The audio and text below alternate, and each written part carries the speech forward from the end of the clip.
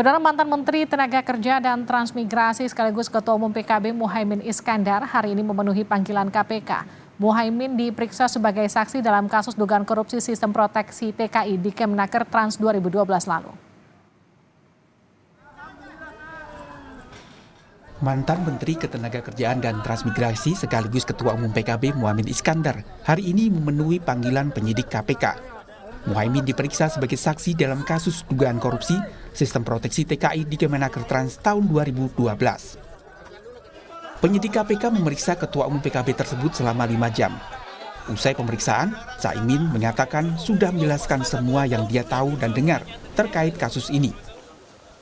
Kasus korupsi di Kementerian Ketenagakerjaan dan Transmigrasi tahun 2012. Dalam hal ini ada program perlindungan TKI di luar negeri, proteksi sistem perlindungan tenaga kerja Indonesia di luar negeri. Sistem proteksi inilah yang menjadi kasus yang sedang diselidiki oleh KPK dengan tersangka mantan dirjen, mantan salah satu staf dirjen, dan salah seorang nggak tahu pengusaha atau apa gitu. Saya sudah membantu menjelaskan semua yang saya tahu, semua yang saya pernah dengar, dan insya Allah semuanya yang saya ingat, yang saya tahu semuanya sudah saya jelaskan. Moga-moga dengan penjelasan ini KPK semakin lancar dan cepat tuntas mengatasi seluruh kasus-kasus korupsi. Sejauh ini KPK telah menetapkan 3 orang sebagai tersangka dalam kasus dugaan korupsi sistem proteksi TKI. Kasus ini merupakan kasus lama dan muncul usai deklarasi Anies Baswedan Muhaimin Iskandar sebagai Baca Pres dan Bacawa Pres 2024, sehingga muncul tudingan bermuatan politis.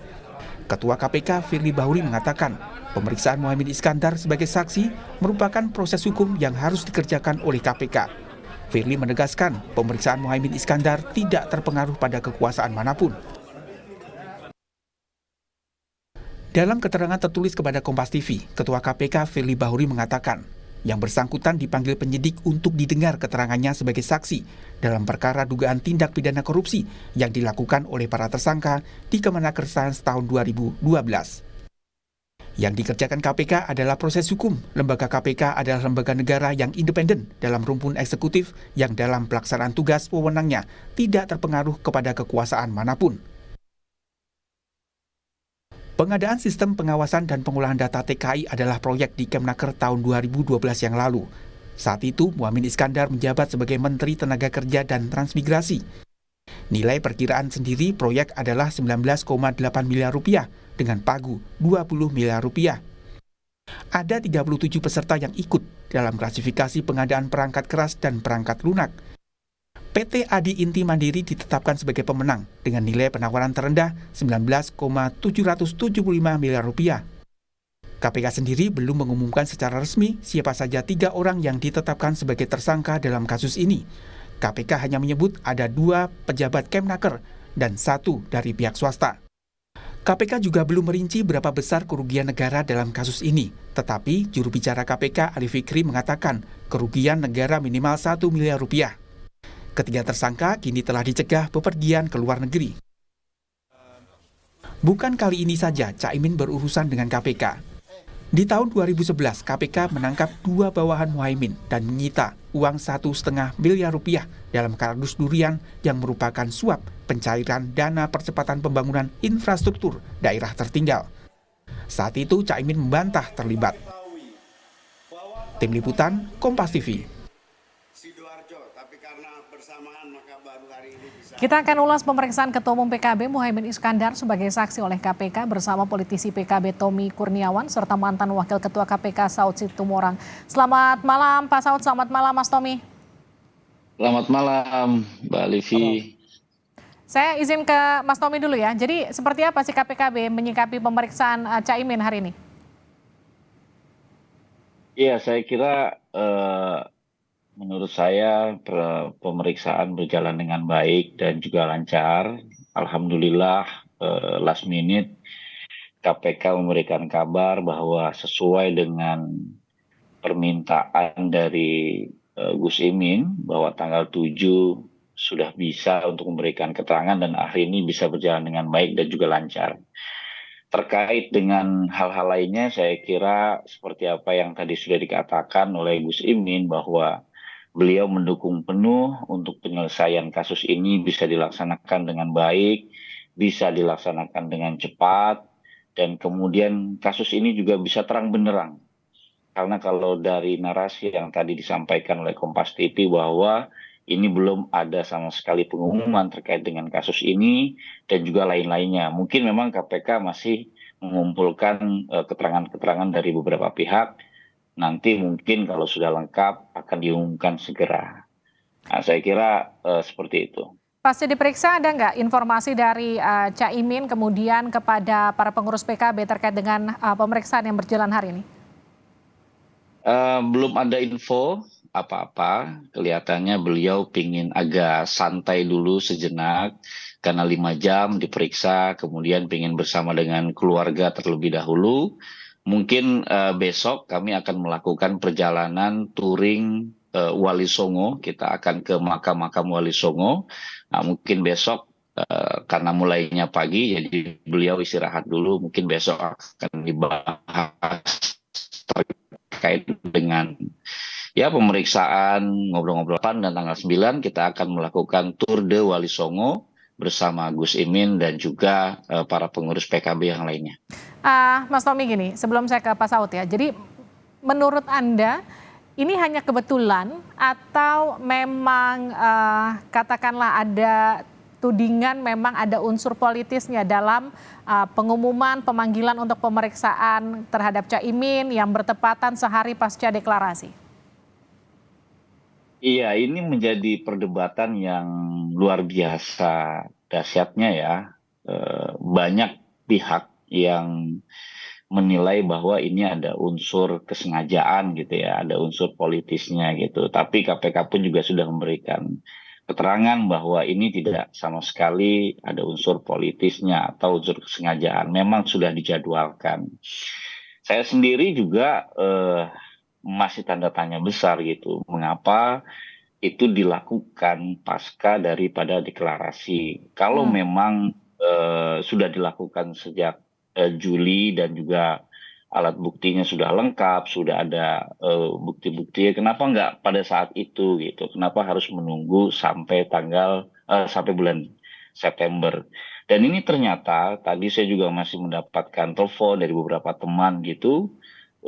Di beberapa kota itu memang pembicaraan ini menjadi hangat sekali gitu. Masalah eh, apa namanya ada paslon yang oposisi dengan pemerintah, kemudian dijegal dan lain sebagainya. Ini kan menjadi satu hal yang tidak baik gitu bagi KPK itu sendiri Oke. bahwa ternyata ini dijadikan alat kekuasaan, walaupun masih harus kita buktikan lagi terkait dengan hal itu.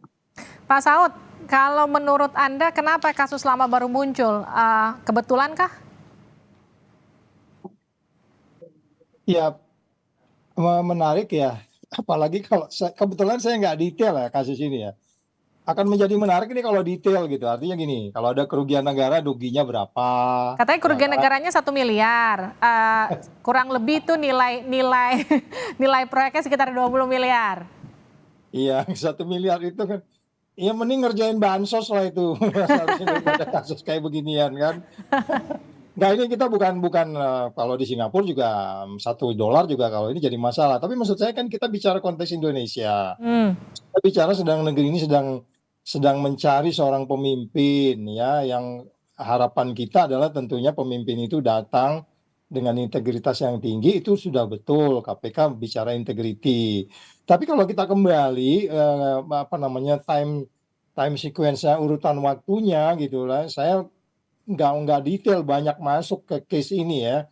Kalau di case yang sebelumnya yang kardus itu kan memang itu jelas lah, itu sangat politisasi gitu ya.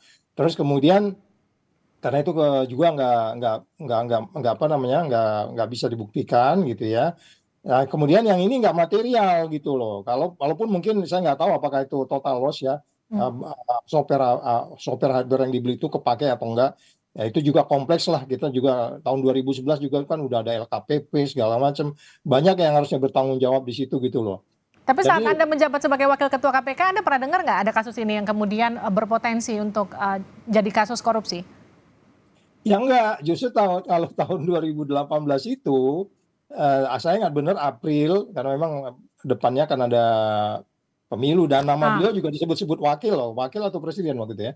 Nah itu muncul juga itu kasus durian, jadi sekarang muncul lagi. Jadi maksud saya untuk kasus yang ini, yang sistem proteksi ini, saya nggak tahu mungkin bisa jadi sudah masuk ya laporan, tetapi mungkin karena nggak material ya, nggak signifikan gitu ya. Ya, mungkin situ nggak dilanjut, tapi yang jelas nggak pernah masuk ke meja saya gitu. Biasanya saya mencatat, ingat gitu ya. Apalagi ini kan high profile person ya, nggak mungkin kita lupa lah gitu kalau Oke. gede gitu. Pak Saud, Ya, ini kalau secara hukum pidana, ini kan kasus 2012 ya. Masa kadaluarsa kasus seperti ini itu berapa lama sih, Pak? seingat saya 18 ya, 18 kalau ada jumlahnya sih, ada batasan jumlah. Tapi untuk yang ini kan ya, jangan-jangan sudah expire ya, karena kan cuma satu miliar. Saya lupa, tapi itu ada kaitan dengan jumlahnya sebenarnya. Dan apa namanya tingkat ininya lah, tingkat kerugiannya. Tapi yang umum itu 18-an. Jadi mungkin bisa jadi masih masuk. Tetapi yang jadi menarik kan pertanyaannya tadi dan beberapa hari ini kok kayaknya ini kayak kebetulan gitu. Saya selalu bilang nggak ada yang kebetulan di buku ini. Yang kebetulan itu apa? Sehari pasca deklarasi kemudian dipanggil sebagai saksi untuk dimintai keterangan, menurut Anda ini nggak kebetulan? Iya, nggak ada yang kebetulan lah, Mbak. Kalaupun kebetulan gitu ya, apa maksud kita adalah kan kalau kita bicara penegakan hukum-hukum anti korupsi itu kan Anda harus transparan dan Anda harus akuntabel, Anda harus apa namanya bebas dari konflik kepentingan. Agak sulit kalau kita bilang KPK saat ini nggak konflik kepentingan ya, karena banyak mosaik yang bisa kita gambar, yang kita potong-potong, kita tempel-tempelin, menunjukkan bahwa mereka sangat konflik of interest. Mereka nggak boleh marah juga kalau kita bicara itu. Ada potongan-potongan informasi lah.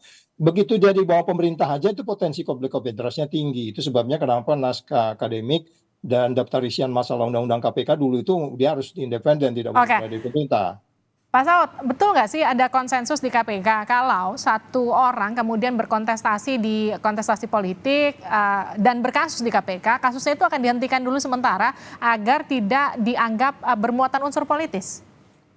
Nggak ada aturan seperti itu, tapi wisdom crowd di pimpinan itu ya, kalau saya pengalamannya saya loh ya, saya nggak bicara pimpinan yang lain ya, saya, Ibu Basaria, Laude, Mbak Agus, kebetulan ini kan backgroundnya unik ya, kelima orang ini, ya ada background intelijen, ada background administrasi, ada background dosen, ada background polisi, ada background hakim, jadi mungkin wise-nya lebih tinggi, yang menurut saya selalu, apalagi kalau Pak Alex itu selalu bicara cost and benefit, terus bicara apa namanya, saya nggak tahu saat ini seperti apa, tapi di masa lalu kita sampai bicara seperti itu gitu loh. Jadi cost benefit ini bukan hanya hitungan uang loh ya, kita bicara juga cost politik gitu ya.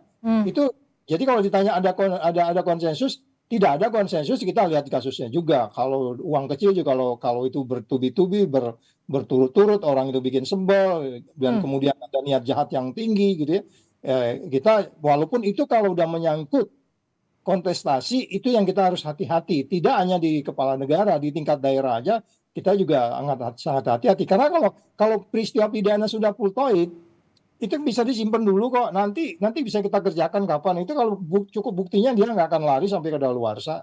Jadi sebenarnya bagaimana bisa menghold ini, itu yang saya bilang kebijaksanaan itu. Di mana-mana juga hukum itu kan nggak ada yang tertulis aja gitu loh. Yang tertulis itu kan hanya kita punya keterbatasan. Termasuk soal pemanggilan sehari pasca deklarasi, harusnya ini bisa jadi pertimbangan menurut Anda?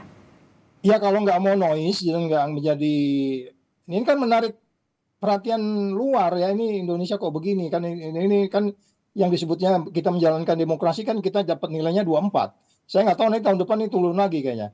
kita kan dinilai sekarang menjalankan demokrasi dari indeks persepsi korupsi itu, dari paritas demokrasi itu kita dapat 24, sangat rendah. Itu dikaitkan juga dengan cara kita berkontestasi. Jadi sebaiknya memang apalagi nggak material banget kalau benar 1M ya. Jadi Tapi kan gini, Pak Saud, maaf saya potong. Kalau Pak Mahfud kan menyatakan ini hanya pemeriksaan, dimintai keterangan saja, bukan diperiksa sebagai saksi. Artinya bahkan mungkin bisa ditafsirkan ini jauh dari dugaan keterlibatan. Bagaimana Anda menanggapinya? ya itu yang kita harus hati-hati, karena biasanya selalu di KPK itu memang kalau manggil orang nggak pernah disebut dia bakal jadi apa bagaimana gitu kan dia akan berkembang case-nya. Tapi selalu menjadi korban kalau umpamanya case-nya itu kecil tapi korbannya menjadi lebih besar. Kalau umpamanya kerugian negara yang cukup besar, sangat material gitu ya, itu pun tentunya akan bisa debatable kalau dikaitkan dengan posisi sedang terjadi pesta demokrasi gitu ya. Jadi pertanyaannya sebenarnya bukan saja persoalan angkanya atau bukan saja persoalan bagaimana kita mengelola case ini dengan baik, tapi secara keseluruhan sebenarnya nilai pemberantasan korupsi yang mau diambil itu kan sustainability-nya gitu. Oke. Jadi agak harus filosofis berpikirnya. Ini kan kalau kayak begini sustainable nggak sih yang kayak gini? Artinya sinambung nggak ini kayak gini nih gitu loh kita. Baik, terima kasih Pak Saud, terima kasih juga Mas Tommy sudah bergabung bersama kami di Sapa Indonesia Malam. Sehat-sehat selalu.